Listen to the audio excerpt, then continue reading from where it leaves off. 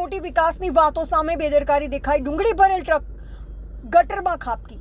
ફરીથી સામે આવી ડીસા નગરપાલિકાની બેદરકારી, ગટર ઉપર સ્લેબ તકલાદી ભરતા ગટર પરથી ભારે વાહન પસાર થતા સ્લેબ તૂટ્યો। લાઇન સોલથી ચંદ્રલોક રોડ ઉપર આવેલી ડીસા ચંદ્રલોક રોડ પર પાલિકાની ગટરમાં ડુંગળી ભરેલી ટ્રક ખાબકી। વિજય પટેલ શાક માર્કેટના પાછળના ગેટ પર આવેલ પાલિકાની ગટર બેસી જતા ટ્રક ખાબકી જતા દોડધામ મચી। ઘટનાના પગલે લોકોના ટોળે ઘટના સ્થળે ઉમટી પડ્યા।